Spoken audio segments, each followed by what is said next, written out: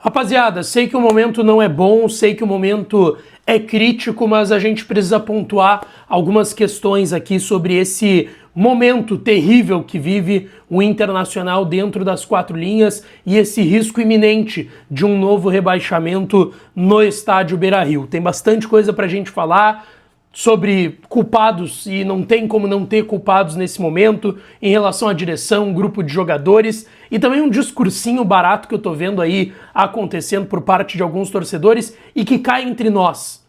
Não muda nada. Mas a gente tem que falar sobre isso aqui e a gente vai falar nesse conteúdo a partir de agora.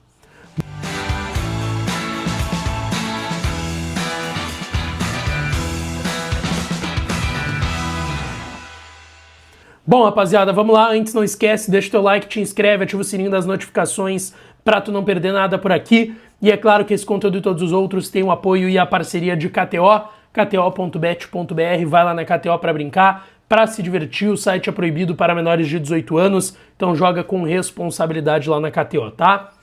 Gente, vamos lá.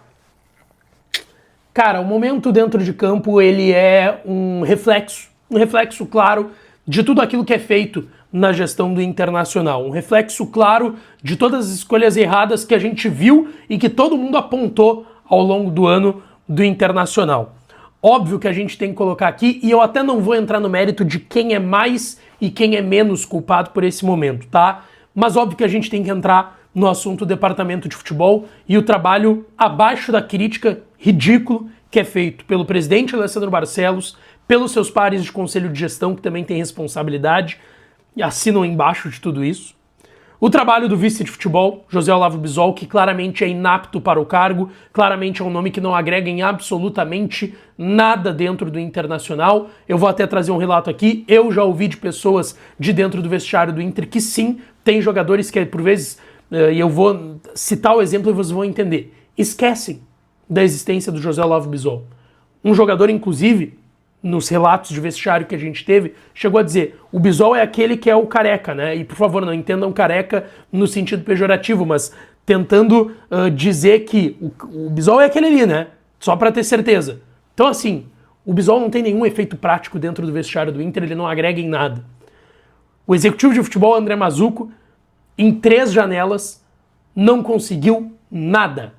Nada. Zero. As janelas feitas pelo Bisol, pelo Mazzucco e pelo D'Alessandro, as 3 desde que eles chegaram em agosto do ano passado, eles ainda pegaram a janela do meio do ano, são inaceitáveis. E aí vem o trabalho do executivo de futebol, que é pago e muito bem remunerado justamente para isso, é um profissional da área, e aí em comparação com o Bisol é um cara que tá lá trabalhando no clube, mas não é um cara remunerado para isso, e eu não tô dizendo que daí ele tem carta branca para errar e fazer cagada, que é o que ele faz, mas a gente tá falando de um cara profissional da área, que é o André Mazzucco, executivo de futebol. E vamos lá. Eu conversei com torcedores do Cruzeiro, do Botafogo, do Atlético Paranaense. Por mais que ele tenha muito gosto, muito agrado do John Textor, que é o dono da SAF do Botafogo, esses torcedores sempre relatam, não tem nenhuma saudade do trabalho do André Mazzucco no Botafogo, no Cruzeiro e no Atlético Paranaense. Um executivo de futebol claramente inapto pro cargo, que vem fazendo um trabalho terrível no Internacional.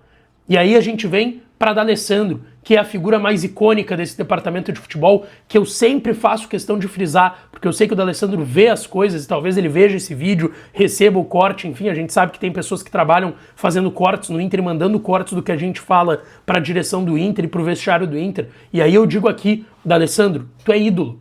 Nada apaga isso, tu vai seguir sendo ídolo da história do Esporte Clube Internacional, mas o teu trabalho como diretor técnico do Inter é ridículo, é ruim, é abaixo da crítica.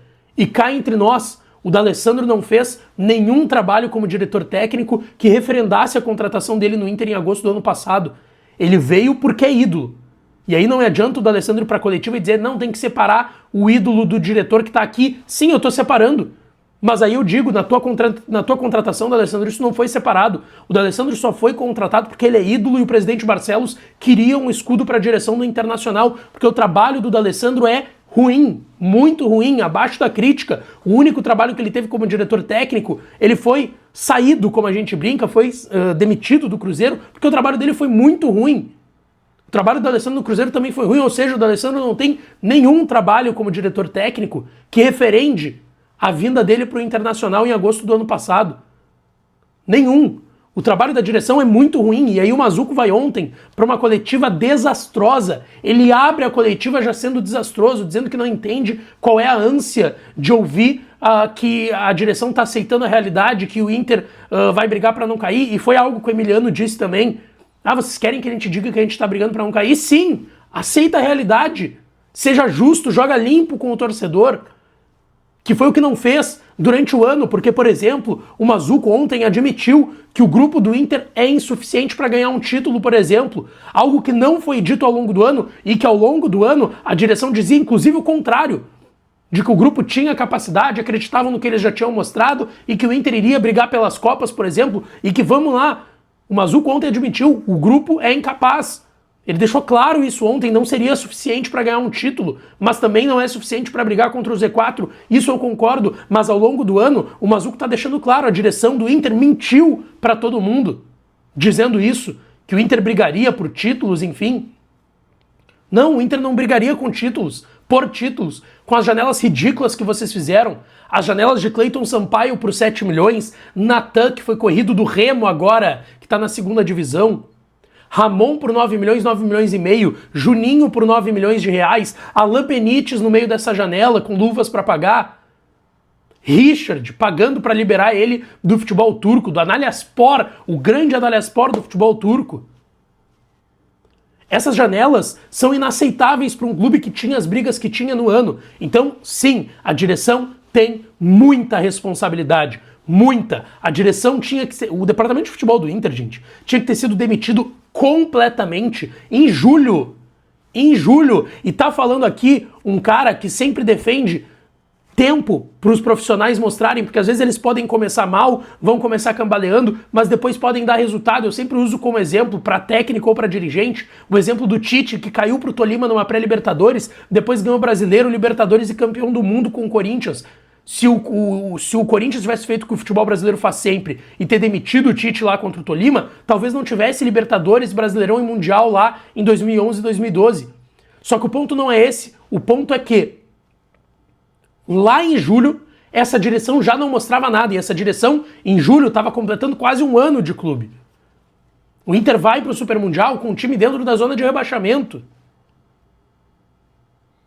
E aí eu pego o exemplo, ontem não tinha que ter sido o Mazzuco a ter falado, tinha que ter sido o D'Alessandro, ídolo do torcedor, que tinha que conversar com o seu torcedor, conversar com o torcedor do Inter, mas ele se escondeu no momento que apertou. Mas aí quando tem a apresentação de jogador, ele vai lá dar discurso de 20 minutos na apresentação do Alan Rodrigues, dando pau na imprensa e na torcida.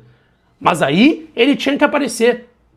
Aí o D'Alessandro tinha que aparecer. Pra quem não sabe, tá tendo um baita debate lá no futebol árabe sobre Cristiano Ronaldo, que tá há 3 anos não ganhou nada no Al Nassr, só tá buscando os 1000 gols. Porque quando o Al Nassr perde lá no futebol árabe, e vocês vão entender o que eu tô dizendo, o Cristiano Ronaldo posta fotos quando ele ganha, fotos dele comemorando gols, enfim. Mas quando perde, ele posta foto do grupo. E é isso que o D'Alessandro tá fazendo. Porque quando perde, ele não aparece. Vai lá, Mazzuco, fala tu. Sendo que o D'Alessandro tem tamanho e estofo pra bater no peito e dizer, não, eu vou falar. É minha hora de falar. Eu tenho que falar com o torcedor do Inter agora. Mas não faz. E aí a gente vai pro grupo de jogadores do Internacional. E aí eu gravei um vídeo há algum tempo aqui no canal falando sobre o paternalismo que existe com o jogador de futebol hoje no Brasil. É tudo um mimimizinho, são umas mãezinhas, não pode falar nada. Mas ganha um salário que sim, deveria estar dando a cara a tapa e falando toda semana. Deveria estar falando na zona mista do Beira-Rio, depois de cada vexame, depois de cada derrota. E vão poucos falar com o torcedor nesses momentos. Tinha que todo mundo falar nesses momentos. Todo mundo dar a cara a tapa. Porque os jogadores do Inter são os caras que entram em campo 11 contra 11. Cada um tem 2 pernas. Às vezes parece que até alguns do Inter não têm as 2 pernas. Mas são esses caras que estão ajudando a fazer o Inter brigar para não cair e ter um risco iminente de rebaixamento. Então os jogadores também têm parcela. Ninguém se escapa. Não escapa o camisa 10 e capitão Alan Patrick, que é alérgico à decisão, que na hora que tem que decidir, ajudar e erguer todo mundo, some. Ontem foi engolido pelo Gabriel Baralhas. Gabriel Baralhas, com todo o respeito ao Baralhas, foi jogador do Inter também. Mas não dá pro capitão, camisa 10, o Alan Patrick, um jogador venerado pelo torcedor, ser engolido pelo Gabriel Baralhas, gente. Então os jogadores têm muita parcela de culpa. Muita, mas muita. Enorme a parcela dos jogadores do Inter. Que hoje são descompromissados, correm menos que os adversários, correm pouco em relação a eles mesmos e parecem, tá, na próxima vai. O Vitão sempre dá entrevista, não, na próxima vai. É sempre assim, sempre na próxima vai dar certo. Na próxima vai, tá tranquilo. A gente resolve, agora é guerra contra o Bahia, que nem disse o Thiago Maia, que é outro que também não corre. Então assim, os jogadores do Inter têm uma parcela enorme, e a parcela deles de culpa e de responsabilização de tudo que tá acontecendo com o Inter esse ano é pra dar explicação pro torcedor, pra você, torcedor do Inter, que tá aí do outro lado. E aí, eu coloco o negacionismo do Inter. O negacionismo de não ter capacidade de admitir o que tá acontecendo. O Ramon Dias, repito, eu já falei inúmeras vezes, ficou até cansativo eu falar isso, no Vasco da Gama, o Inter já está indo para a 32ª rodada. Antes da 32ª rodada, no Vasco, dentro da zona de rebaixamento, com um time muito pior que tinha o Vasco lá em 23 do que é esse Inter hoje, o Ramon bateu no peito, bateu na mesa e disse: Vasco não vai barrar, o Vasco não vai cair, não vai ser rebaixado. E ele não teve coragem, nem ele nem o Emiliano, de até agora dizer pro torcedor do Inter que eles não acreditam que o Inter vai cair. Não tiveram essa coragem. Talvez porque eles tenham visto que mesmo numa situação melhor do que tinha o Vasco lá em 23, porque o time é melhor do que era aquele Vasco de 23, e o Vasco estava na zona de rebaixamento e o Inter ainda não está hoje a 3 pontos e pode ficar até a 2 se o Santos pontuar hoje contra o Palmeiras fora de casa. Aí sim, com todo esse contexto, eles não tiveram a coragem e culhão ainda de dizer que eles não vão deixar o Inter cair, que o Inter não vai ser rebaixado, talvez eles tenham visto algo pior do que eles tinham lá no Vasco. Talvez algo esteja acontecendo mesmo no ambiente interno do Inter e que talvez as pessoas não saibam, que é pior e que coloca essa preocupação e que faz com que eles não tenham coragem de garantir que o Inter vai permanecer na primeira divisão. Aliás, Ramon e Emiliano Dias, que nesse momento também tem parcela. Também tem parcela, tá? Também tem parcela, porque eles foram contratados com o discurso de que são treinadores, o Ramon treinador, o Emiliano auxiliar, de que poderiam dar resposta rápida, e o Inter não está dando essa resposta. O Inter é exatamente o mesmo do que era lá na época do Roger. A diferença é que conseguiu fazer um bom jogo contra o Botafogo e ganhar em casa, e ganhou do Lanterna Sport sem jogar nada no Beira-Rio. Então eles também têm responsabilidade, e o Emiliano mesmo disse na sua chegada: gente, podem me cobrar. A gente tem que dar resposta rápido pelo momento que o clube tá.